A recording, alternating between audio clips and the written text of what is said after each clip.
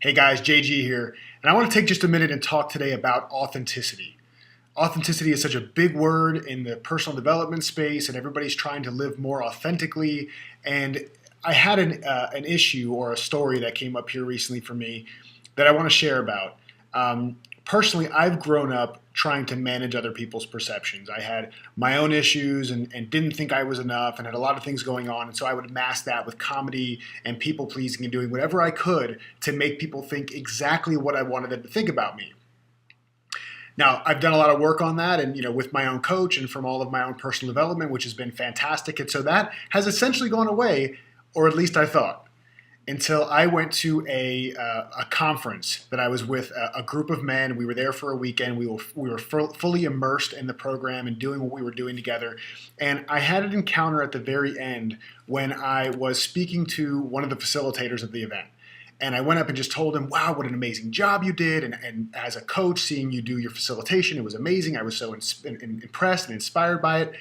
And he said, yeah, it's so funny, Jason. When I first met you, when you first came in here and you had all this energy and this joy and this big smile on your face and you were saying hi to everybody, I just thought you were just this like sleazy, salesy kind of person. This was all a front and you were just being super, super fake.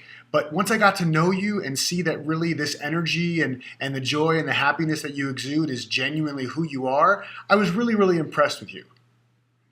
And so I said, cool, thanks, I think, and I walked away. So yeah, he had a better experience of me, and I'm glad that he had that experience of me, but I immediately started beating myself up. I hadn't completely let go of my old definition of authenticity, which for me was being exactly who I am as long as it's okay with everybody else, as long as it doesn't ruffle any feathers or make people think differently about me. So essentially, I had become a victim of my own authenticity. I was a victim. I was using language and thinking as if I was a victim. I was allowing an outside person to make me question what I innately knew was true about myself. And this is something that I think a lot of us go through a lot of different times. So it's as ridiculous as somebody coming up to me and trying to tell me that I breathe through my eyes and I see with my ears. It's ridiculous because I have enough trust in my facial parts from years of working with them that I would never even entertain that. But for some reason, when we think about ourselves and showing up how we show up and then having that question by somebody else, we immediately just throw our hands up and say, oh, well, everybody else is probably right. And what I innately feel is true for me is not really the truth. And first off, that whole perception he had of me is his problem, not mine, right? Maybe he was conditioned in the past that people with a lot of energy or people that were really joyful when they first met you were manipulative. Maybe it was his friends or his family or some business dealing. That's not my problem, but that's also not the real problem that's at hand right here. That's not the real issue. The issue is that people work really hard to try to live with more authenticity. I hear it all the time. I want to be authentic. I want to live an authentic life. I want to do things that are authentic to me. And I wonder what if living authentic is being however you are in the moment, even if it may seem inauthentic?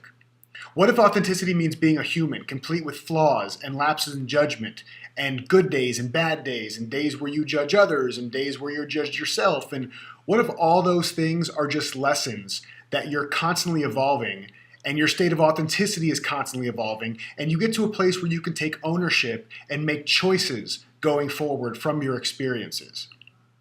It could easily be argued that I was being inauthentic because I didn't tell the guy who told me that, hey, that hurt my feelings, that made me feel judged. But maybe that's authentically what I needed to do in the moment so that I could share this story and this message with you now. What if we stop trying to be more authentic and instead simply set an intention to show up and give love and to serve and to care and to have fun and to show up and show that in whatever way we naturally do? What if we just being ourselves, innately knowing what's important to us and how we want to show up is more important than what anybody else could ever think of us? How would you act if acting was no longer an option? Think about that. Talk to you soon. Lots of love.